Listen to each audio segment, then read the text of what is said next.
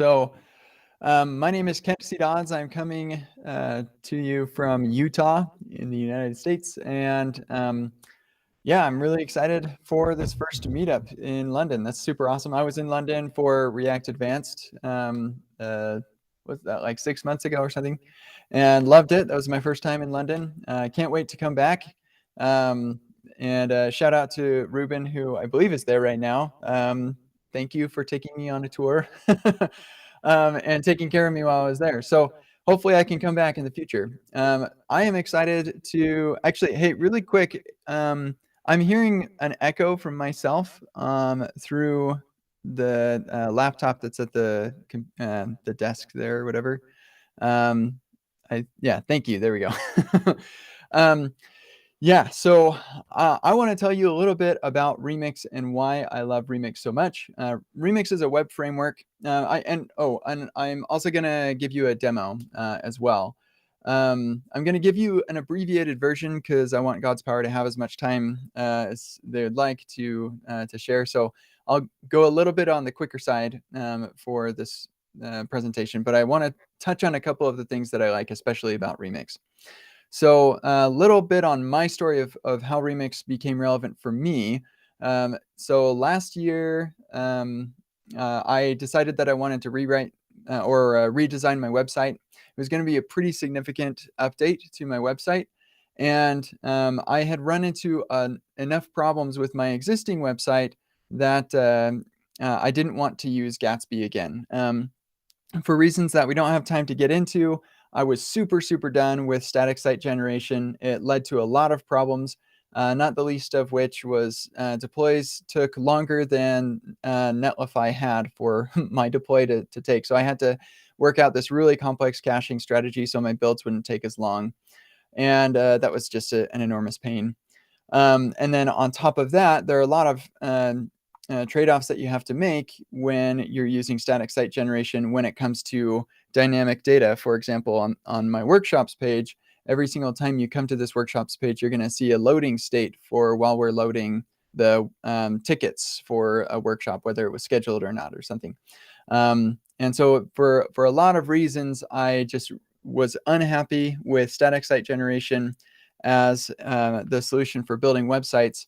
And it wasn't just me. This is the enormous trade-offs that you have to make when you decide to go for putting static HTML on a CDN and then having, it's the Jamstack. That's really there are enormous trade-offs you have to make. And even YouTube, which you think has like an infinite budget and everything to make their experience really awesome, has some serious problems with this. So here in this demo, I switched to slow 3G so we can watch this and talk about it as we experience it. But I actually experienced this as a user once. That I didn't just like hunt for a situation or for strawmans or anything. I experienced this problem. So what happens when you go to YouTube is they first download this really big desktop Polymer, and while they're doing that, they just show you this static HTML file that is probably served from a CDN. And that desktop Polymer is like 1.3 megabytes in size. That's compressed. So just a silly amount of JavaScript, which we all know is not great. But on what makes that worse is when they do finally give you an input, you can type in the search and hit enter, and it will not work because they downloaded just enough JavaScript to render the input, but not enough to actually perform the search. The next thing you have to do on this waterfall is you download this base.js file that has also a ton of JavaScript in it. And when that finally finishes downloading, then you can enter your search. And that handles the event for when you submit the form.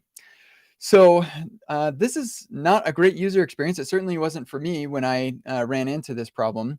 And the biggest problem here is that they've totally ignored progressive enhancement as a mechanism for giving an excellent user experience.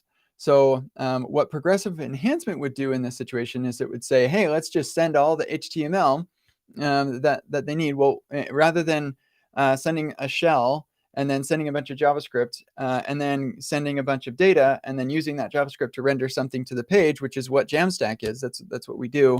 And there's nuance there, of course. Like you don't have to have a loading state for the entire screen in some use cases, but most you do. And so in any case, instead of doing all of that, we could just do all the processing on the server, send the HTML, and then the images and everything can start loading while you're loading your JavaScript. And the web actually can handle form submissions. It doesn't need JavaScript to do that. And so you can make your server understand those form submissions. And then the JavaScript turns from a thing that enables the app into a thing that enhances the app. And that's progressive enhancement from a JavaScript perspective.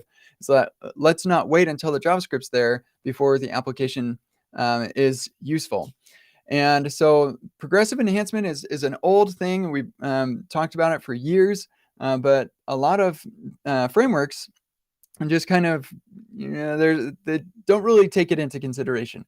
Well, Remix is different. Remix made it so that I could rewrite my website and realize that when I had the power of an actual server to do dynamic stuff, I had a lot more flexibility without making a bunch of trade-offs for user experience.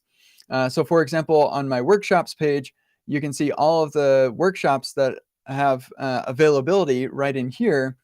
And there's no loading state. So if I go to this advanced Remix workshop right here, there's no loading state for this. It's right there. And so it ends up being a much better user experience. And it's still lightning fast. That was the big reason why a lot of people decided to start going with static site generation, is like, well, I want it to be fast. Well, what if you could make it so that your server responded really fast? It only takes like 8 milliseconds tops to render a full document of HTML with React. So it's not like that's going to be the bottleneck or anything. You just need to make other things that you're using a lot faster. And what's cool about that is if your user is on a really slow network, you can't speed that network up at all. And so if you decide to send an HTML document, and the reason that we're doing it this way again is so that that user on a slow network has a fast loading experience. The unfortunate bit is now they have to go and first they have to wait for the JavaScript to load, and now they have to go and get all the other resources and stuff. And they're on a slow network. So however many resources and endpoints they're hitting, all of those are going to be slow. Whereas if you focus on server rendering, then the server, which has a fast connection all the time, can hit all those endpoints, generate the HTML, and send all that data back to the user. And so in every case that we've tried with Remix, when we compare it to other frameworks and other demos and things, Remix always comes out on top with respect to speed. So a lot of people ask about Remix versus Next. We had this really, really in-depth comparison of Remix versus Next, where we showed a Remix rewrite, a Remix port of the Next project, and then the next version, and just showing that Remix is way, way faster for all cases. And so it's no longer the case that you can just say, oh, well, time to first byte is much better when you're using a CDN and just putting the static HTML file somewhere. That's time to first byte is an important aspect of performance, but it's not the only aspect of performance. And unfortunately, it's been kind of the big focus for a lot of people for a long time. So Remix says, hey, let's just make your infrastructure nice and fast, something that is within your control. And we can server render it so that you have a really nice loading experience for the user. Okay, so I want to talk about a couple of things specifically about Remix. The nice side effect of this approach is you no longer have the bounce experience as things are loading and this really bad waterfall effect, which is really nice to get rid of that. So we say goodbye to spin and get in. And because Remix is your bundler, it's your router and your data fetching library, Remix knows a lot about your application. So as the user is navigating around the app, we can prefetch everything so that, actually a little bit of background on that.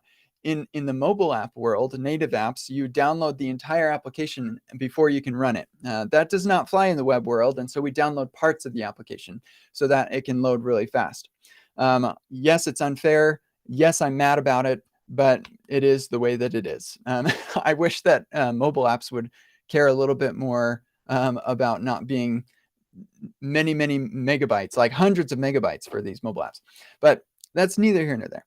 So because we're downloading pieces of it at a time, as the user navigates to parts of the app that they haven't downloaded yet, that can be kind of slow. Well, because Remix is all three of those things, your bundler, your router, and your data fetching library, we're able to know all of the assets that you need just by looking at the URL.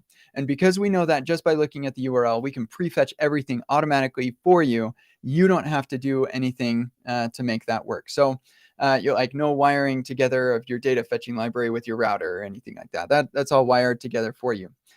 And on top of that, we can leverage the web platform, because Remix just gives the web platform a big hug and says, hey, we are going to embrace the web standards. And so what's cool about that is now we're putting our cache into the browser's cache rather than in some in-memory cache that we implemented ourselves and has bugs and needs to worry about memory management or anything like that. No, the browser's already done all that. We just leverage the browser cache. A lot of benefits there. But again, I can't go in too much depth because we want to move through this a little bit quicker. So I'm going to give you a demo of data loading and forms. So we're not going to talk too much about that. Let me come back up here to talk about nested routing, because we are not going to talk about that in the demo, but this is really, really crucial part of what makes Remix so awesome. So what's really cool about nested routing is that it enables you to focus on a particular part of the URL segment and the UI that's represented by that URL segment. So the first part of the URL segment is your domain, and the entire page is responsible or that particular route is responsible for the entire page. However, there are lots of different sub routes to that. We have sales, invoices, and invoice ID. All of those sub segments are children of that parent route. And so you have this root component that's going to be responsible for the thing that's going to be shared across all of the routes of your app. So that's your opening HTML and your closing HTML and anything else that's shared across all the pages. So in this example, we have our logo and we have our left nav over here. That's what the root is responsible for. And then the root will also say, if I have any children, this is where those children go. And so the root route is going to say, I want everything on the left, and then I want my children right here. And then the sales route is going to say, I don't know anything about my parent. All I know is that I'm going to render this sales thing. I'm going to render this nav. And then if I have any children, they're going to go right down here.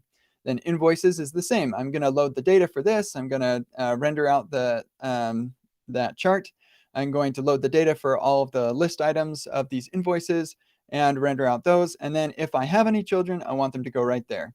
And then invoice ID is only focused on its particular part of the UI. So only loading the data for that, only writing the code for that. And if you've used Gatsby or Next.js and their nested routing, they have file-based nested routing, but not true nested routing. And so when you're working on the file that's responsible for this particular URL, you're not just responsible for this part of the UI, but you're actually responsible for the whole page. And that's why we have layout routes. And the big problem with that is that it's not just the sharing of React code, which is arguably pretty simple. You just make a component.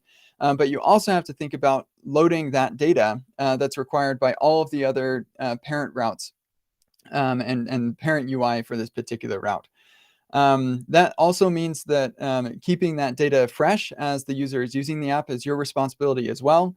It's a real drag on the productivity of you as the developer, as well as anybody else on the team. So you're at a company and you've got a team that's responsible for this left nav, and maybe you have a header and a footer, and there's one team responsible for that.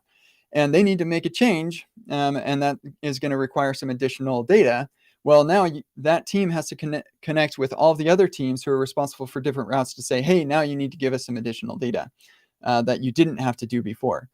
So like there are some really big impacts on the developer productivity and team productivity when you don't have true nested routing. So Remix eliminates that. And on top of that, Remix is able to do a lot of really cool optimizations because of nested routing as the user is navigating around and things to make sure that you're not loading more data than you need to.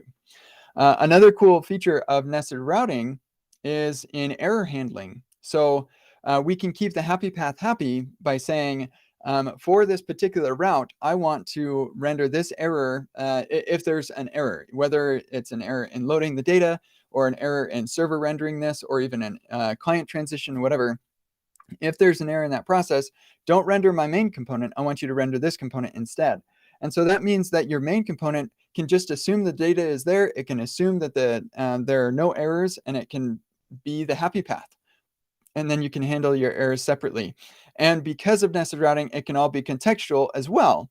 And so if there's some sort of error in the server render or in a client transition as you're selecting different invoices, it can render right in there. And that may not seem super impressive if you've ever heard of error boundaries before, but error boundaries don't work on the server. React error boundaries don't.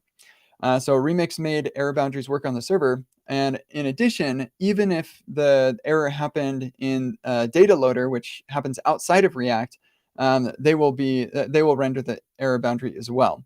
On top of that, we also have this thing called a catch boundary, which will handle expected errors like a 404 and different things like that. So we can still keep your happy path happy. It's a really, really nice API for that. We don't have time to go into too much depth, but this gives you kind of an overview of some of the really cool things that Remix does for you. We won't even get into like styling and other things like that Remix solves a lot of problems there too. But the biggest thing that I want you to take away, and we'll talk about this some more in the demo, is that Remix's big value proposition is what we do about the network chasm. So you've got the client on one side, you've got the server on the other side. We've got this huge chasm that if you fall in, you die, sort of thing. Okay, maybe that's a little morbid, but not a great. It's very difficult because it's something that's totally outside of your control, is that network. And so a lot of frameworks are on one side of the chasm or the other, as far as their focus is concerned. So you've got Next.js and Gatsby and Create React App on the one side, and you've got Rails and Laravel and Django and all these others on the other side. And the best that they typically do is they do want to be a full solution for building a web app. And so Gatsby and Next and Create React App says, hey, let's shoot some grappling hooks over this network chasm. We'll call those serverless functions and things like that. Here's your API routes directory or whatever. And then on the other side, hey, let's shoot over our stimulus and our hotwire and our whatever else to the other side of the chasm. But there are a lot of problems with those. I was about to say I hate to call them out, but I kind of don't hate to call them out because it was not good. But there's a reason that my email address is not at hey.com. And the reason is that I tried it for 2 weeks and it was a really bad experience. So hey.com is like the premier example of what a web app built with Rails and Hotwire can be. And the user experience was no good. So they really, really struggled with things because they're just shooting grappling hooks across this network chasm. Remix, on the other hand, has built a solid bridge across this network chasm in such a way that you don't actually need to worry about application state management. So you can leave your Apollo and your Redux and your MobX at home. You don't need to bring those along with you to Remix. Of course, they work. You can totally use them. And that's good for migration strategies and stuff, but you don't need them. And that's a really, really awesome feature of Remix. When I'm building a Remix app, I feel like my Redux store is actually the database. So I'm not really thinking about keeping a Redux store up to date or anything like that. Remix manages that for me. And I'm going to show you that in our demo. So here's our demo. We've got a full app. It's got a SQLite database. We've got authentication and everything in here. And we can add notes. So we can say hello, and we've got a note there, and we hit delete, and it's gone. So it's a pretty simple app, but it demonstrates a lot of the things that I want to talk about. So here's the implementation of that.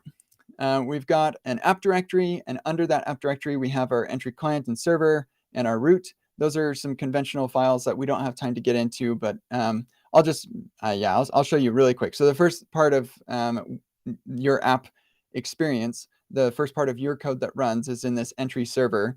And so this handles a request, and you're responsible for rendering whatever you want to render. The Remix server is typically what you render, and the remix context that has all of the data and everything that was retrieved from your loaders and stuff, and then the request URL, so Remix knows which components to render, and then it will give you back the markup. This is just the React DOM stuff. And so if you decide, hey, I want to try the streaming stuff from React DOM, you totally can. It totally works this way. So you can render whatever you want, and you're just responsible for returning your response. And then on the client, when things are rehydrated, you're responsible for hydrating as well. So however you want to do this with any new APIs that you come up with or whatever, they're all just right in there. The first component that's rendered, or the root component, is the default export of your root.tsx file.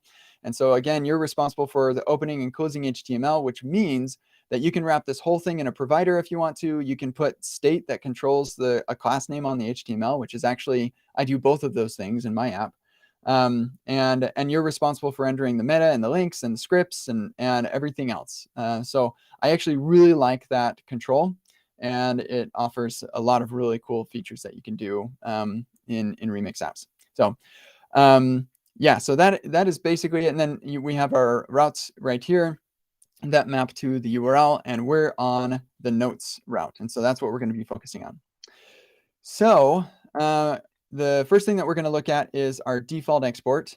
And so this is the component that's going to be rendered for this particular route. It's server rendered on a document request, and then client hydrated. And then as you're doing like client navigation and stuff, it'll be, it's a SPA basically. So it's automatically code split for you and everything really fast and awesome. So you use this hook called use loader data to get the data for this particular route, and then we can render that out. So if there are no notes, then we render no notes. Otherwise, we render a list of all the notes. And yeah, for getting the data here, we have this loader function. So it's in the same file, and this thing only runs on the server. The component runs on the server for the server render, and then on the client for rehydration. The loader function only runs on the server. This has a lot of really cool implications. For one, a lot of the code that I've ever written in apps that I've shipped to millions of people all over the world, the biggest challenge, or a lot of what I was writing, had to do with the data fetching responsibility. So whether it's loading data or revalidating data or submitting data, whatever, a lot of that code is responsible for that domain. And so by moving your data loading to just the server, Remix says that we don't have to send as much JavaScript to the browser. And so Remix apps will load faster for that reason. And so like your GraphQL libraries, you can totally use GraphQL here, but you don't have to send that to the browser. And Remix is in control of making sure that we're getting the data when we're supposed to and everything from our server API. And so the other cool thing, because this runs on the server, is I can actually talk directly to my database and not have to worry about like making a connection to my database from the client. You can also interact with third-party APIs with private API keys and stuff like that. You don't have to worry about CORS headers or anything like that either, because it's all running on the server. That is super, super nice from a developer productivity standpoint. If I also wanted to like limit what I'm selecting, because I have this right here, I can just say select the ID, and I want the user ID, and whatever else, whatever else I want on this. In fact, I could just say the title. So that's all that I want. And now I like all of this is type safe and everything too, so I'm getting a warning right there. But it gives me a lot of power to be able to say, oh, you know what? I actually need an additional piece of data for these notes. And so let me go up and I'll make a change to how I'm getting my data. And now all of a sudden, everything is working. And it's all in one file. That's really, really nice from a productivity standpoint. That means that you don't have the data overfetching and underfetching problem that drives a lot of people to use GraphQL. And it's also co-located too. But again, Remix is able to determine what data is needed just by looking at the URL rather than having to wait for the components to render. So it's way, way faster. For the mutation side of things, the way that the web has always worked is we say, hey, I need to make a mutation. I'm going to use a form. And forms can have actions and methods. And so here's our logout button. We just wrap it in a form. When we click on that, it's going to hit our /logout route, with a post. And so we can look at our logout, and it's a pretty simple action that takes that request and will just log the user out. So that's nice. But if you don't want to specify a separate file, which is more often, then you just render a form with whatever method that you want, and it will post to this current route. And so you're literally in the same file again. We have our action right here where we can get the user ID. We require that if the user's not logged in, then this actually will redirect them automatically. And this is code that we've written, so we can make changes to this if we want to and whatever. So like the Remix abstraction layer is actually pretty light, which I really like. In fact, this request object that you get is a web fetch request object. And so this form data thing is like a web fetch thing, which is pretty cool. The more you spend time working with Remix, the better you get at the web platform. And so you can even take the learnings that you take from playing around with Remix into whatever applications that you're working on, which I think is pretty sick, whether or not you're using Remix. And then we need to disambiguate what action we're trying to perform, because both of these forms for creating a new item and deleting a new item, or deleting an existing item, are going to post to this same action. And so the way we disambiguate is our button has an action, and this is actually we don't need the underscore thing anymore. That was a bug that we had before. We don't have that bug anymore. Remix is under active development, but it is also production ready. Yeah, the cool thing, this is something else that I learned with Remix, is that buttons can have names and they can have values. And so that is how you can disambiguate between multiple forms on a single route. And so you just say, hey, what is the action type? And then switch off of that to know what action you want to actually perform. So in either case, create note or delete note, we're going to do the right stuff. You can do all your validation in here. None of that code ends up in the browser. You don't have to worry about clients circumventing the validation, because it's all happening on the server. If you do want to do some real-time validation as the user is typing, you can totally do, to give a nice user experience, you can totally take this stuff and make it a function. Here's my function validate thing, and put it right there. And now, poof, you can use it in both places, and we get real code sharing across that network chasm, which I remember when Node was starting to become really popular and people were like, oh my gosh, all the code sharing. And then nobody did it except for Meteor for a while. And yeah, people aren't really code sharing a whole lot. But now like Remix makes it dead simple. So anyway, that's how this works. I want to show you a couple of things though to show you how we can make things even better because we have the JavaScript. So we talk a lot about how the JavaScript or the app works before JavaScript finishes loading. That's progressive enhancement. It's amazing. But once we get the user on the page with JavaScript, what are some cool things that we can do for them? And how does Remix's abstractions and that network chasm bridge really help you in providing those awesome user experiences? So the first thing that I'm going to do is we're going to disable JavaScript just to make it easier to see what happens for users who are on a bad network connection. Maybe the JavaScript failed to load, or it's taking a long time to load for some reason. They're dropping a lot of packets or something. So I'm going to be on a slow 3G network with no JavaScript, and I'm going to say my new note and save that. And you're going to get a loading indicator right up here in the favicon spot. This is how the web works. We're actually submitting a post request to this URL, and it makes that request, and then we respond with a redirect to say, hey, redirect to notes, and that will trigger a GET request to go get the new HTML document. The reason that is actually really important to trigger a redirect is otherwise you get all of these applications that say do not hit the back button, because if you do, or because they did not redirect. And so if you do, you hit the back button and it will repost, which is not what you want at all. And so, yeah, so we redirect, that triggers a reload of the whole document. And for that reason, we don't have to have any JavaScript state to keep things up to date on what's on the screen, because we just got the whole document all over again. And that's going to have the correct notes. The same thing works with delete. So whether or not the JavaScript is finished loading or anything, that delete button is going to work And that is really cool. That's progressive enhancement. The baseline is a functional app, and then we can only make things better from there. And so if I, let's enable JavaScript again.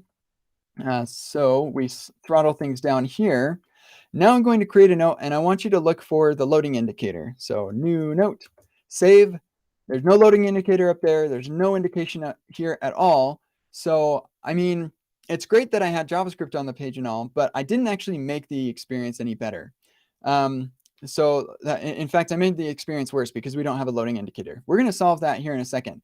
But I do want to point out that there's nowhere in this code here that says, okay, let's keep things up to date or whatever. I just made or created a new note. So let's go to my use state thing and say set state, here's my new note. That's not a thing. You don't do that in Remix because Remix is focused on simulating the same Web 1.0 sort of mental model as you're building your Remix app. And so this is why I say you don't need Redux or any other application state management library, because Remix is going to revalidate your data as mutations are made. And this, again, is because Remix is your bundler and your router and your data fetching library. And because it can do all of those things, it knows when the data needs to be updated. And so it did that for us automatically. We made the post, and then it said, oh, okay, you made a change. Let me go get some more stuff. So that is sick. That is really cool. But the lack of loading states has got my, it's cramping my style. So we're going to add some loading states. I'm going to say transition, use transition. So this hook comes from Remix. It's not the React use transition hook. That's not even released yet. So we got there first. And we're going to say is loading or is saving is transition dot submission. So when the user makes a submission, that's actually a transition. We're transitioning from one page to another. Now, in our case, technically we're transitioning to the same page because we just redirect them back to the same page they were. But still, a form submission is a transition. And so that transition object that Remix gives you will give you what's called a submission if we're actually submitting the form. This submission has a couple of properties on it, and one of them is form data. So this is the data that the user just submitted. And so one of the items of data that the user submitted is this action. They don't know it. They just clicked a button. They typed in a title, so we could look at that if we wanted to. But all we care about is, hey, is this action create node action? So we're going to use this web fetch API, or not web fetch. This is just the regular form API in the browser to get the value of action out of that submission, if that is what just happened. And if that action is create note, then we know that the transition that's happening is a saving transition. So we're actually saving a note. So I can say, if we is saving, then we'll say saving. Otherwise, we'll say save. And we'll get rid of that extra space. There we go. Cool. So with that now, I can throttle down to 3G and say new note, and we get that saving state. We can also, I forgot, we're going to disable this if we is saving. There we go. Okay, cool. So now say sweet, and we get a really nice loading state. You could put a spinner there or whatever, but I want you to observe the fact that one, again, we don't have to refetch anything ourselves. That's all being managed for us. And two, getting that current loading state was super, super easy because we can just literally pull that out of the Remix transition that's being managed for us. And so there's no use state necessary here, no controlled inputs going on at all. And if we wanted to add like real-time validation, you would need to keep track of, as the user's typing, you've got to check the values that they're typing. And so we can progressively add additional features and functionality and complexity as needed, because we have React and we can do all the React things. But the baseline is a functional app, and I think that's really significant. So really quick, I just have a couple minutes left. I want to show you the same thing for our delete and one problem that we are going to have with this. So we have use transition, and is deleting is going to be transition dot submission. Delete note. and transition submission form data get the note ID. So we know that it's deleting, but we also need to make sure that it's deleting this note. So is deleting, we'll say disabled, and here we go. Sweet. So now we get the same thing for deletion, and this is on slow 3G. So I delete that, and we get a delete dot dot dot. Cool. Okay, so that's not all that interesting, but this is what is interesting. We're gonna say 1, 2, and 3. We're gonna add a couple of these, and now I want you to watch closely what happens if I'm on a slow network and I decide to click on all of these at once. I want to delete them all. So delete, delete, delete. Wait a second, what's going on? I can only delete one at a time? That's really frustrating. Oh wait, no, they all got deleted. That's good. Okay, so let's talk about this. First of all, I want you to keep in mind that what happened was correct. The right thing happened. I clicked on the delete and they were all deleted. So that's good. Baseline app is functional. User experience could be improved, and that's what we're going to improve. The other thing I want you to notice is that as I was clicking on all of those delete buttons, I was making these post requests, and those were canceled or aborted.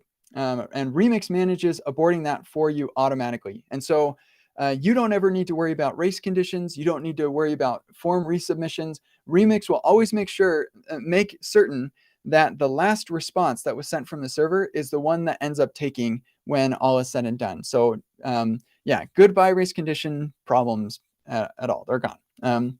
Remix will take care of that for you. Of course, these say that the request was canceled. The request wasn't canceled, the response was. So you cannot say, hey, server, remember that request I sent you? Cancel it. There's no API in the web platform for that. But we can say, hey, you know that request that I sent earlier? I actually don't care about the response anymore because I'm doing something else. So that's what's going on right here. So why did we get that situation where only one of those could be deleting at a time? Well, it turns out that the web platform is designed to make it so that a form submission is a navigation, which is correct. Like imagine that you're creating a booking for an Airbnb or you're creating a listing for your Airbnb and you enter in all this data and you hit save and it's going to send you to the preview page or something like that. So that submission is going to be a redirection. And so many of the applications that have been built on the web for a really long time follow that model. You create something and then you get routed to look at the preview or look at the published version of that thing or whatever. On YouTube, you type in your search, you hit enter, and now you're getting navigated over to the search results page. So there are a lot of situations like that where forms are transitions. But there are other situations like this one where a form submission is not really a transition. And because we've modeled it this way in this app, we have a bunch of entries in our history stack that are all basically just this same page. So every time we submitted one of these forms, we're staying on the same page, but we get another entry in the history stack. Probably not what we want. And there are a lot of situations where that's not really what you want. So when when what you're building is not really well modeled as a transition, then we have a really nice solution for that as well. So instead of saying use transition, we're going to use something called use fetcher. Oh, and by the way, watch really closely at how we're totally changing how we're implementing this, but our mental model stays the same. So instead of using use transition, we're going to use this use fetcher, which has a very similar API to transition. We're going to rename this to fetcher. And then instead of using the global form, which is going to trigger that transition, we're going to use a fetcher form that is scoped to this particular use of the fetcher. Or the transition manager. And so now, the other thing that we want to do is when we create and delete a note, we don't actually want to redirect because we're no longer modeling things in this way. So we're not going to update the create note right now, but we'll do the same thing for create note in the future. So for deleting a note, instead of redirecting to the notes, we're actually going to return some JSON that has like success true or something like that. Any API you want. We're actually not even going to use the response, the result. We don't need it. But in any case, we're now no longer redirecting. This is just like a regular fetch request. Okay, so with that in place, now I can, let's not throttle for a second, so I can create a couple of these. And then we'll throttle this to slow 3G and delete and delete and delete and delete. And all of those are going to do their own post requests. And and Remix made sure that the right response is the one that was that finally took when it was all said and done. And so our data that's on the page is correct. So that is sick. That is so cool that Remix does this for us. And what's really cool is that the mental model stayed the same. So whether you're doing a transition or you're just using the doing like a regular fetch request or whatever, the mental model is going to be the same. Oh, and by the way, this still also works without JavaScript, which I think is pretty sick. So anyway, that is it for my demo. That is it for my talk. I'm happy to do Q&A, but I think I want to leave plenty of time for God's Power to give their talk as well. So yeah, that's it for me. Thanks, everybody.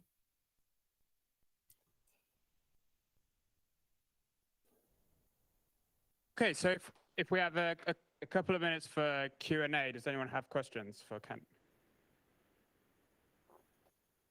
No. Not even one question, no? We have a question, cool. Pass you the mic. Hey, thanks for the talk. I was wondering when you, like, for example, delete a to-do from the list, are we refetching the entire list every single time? So what happens if you have like a lot of data that you would refetch on every mutation of it? Yeah. So there are ways that you can optimize that. But what I think is really cool is that the default is correct, and only in some cases is it suboptimal. And so, yeah, the default is in Web 1.0, we refetch the entire page because that's like literally the only way that it works. And so with Remix simulates that same sort of it works objective. But yeah, if you've got like maybe you're building Discord or something, you've got a million chats. You don't want to refetch all of those every time somebody sends a chat. We definitely have APIs to optimize for those situations. Yeah.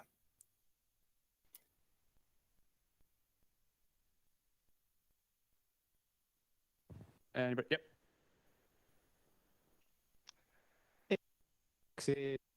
But the bundler, do we have control over the interactions with the bundler? So, for example, linting and things like that. Are you able to control your linting configuration within the bundler as part of Remix?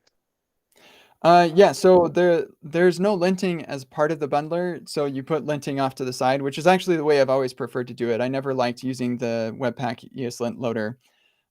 So yeah, Remix has an ESLint config that you can use and extend. But yeah, if you want to run linting, that's going to be a separate script that you run along the side. Remix also does not expose the ESBuild configuration. And this is very intentional because it's when you're responsible for not only bundling, but also routing and data fetching, there's a lot to making things work properly, and you could easily shoot yourself in the foot. And so we do not expose the config. We instead hear the use cases that people need solved, and we solve those use cases as built-in solutions rather than just, oh, I like using this particular tool or something. In fact, there are a lot of things that people have done with the exposed configs where you can like customize a Webpack config or something are really bad for the user experience. And so we're protecting against that as well. So yeah, right now there's no way to customize the config for the bundler. Cool. Okay, if that's it for questions, then thank you, Ken, and we'll move to God's Power. Thanks, everybody.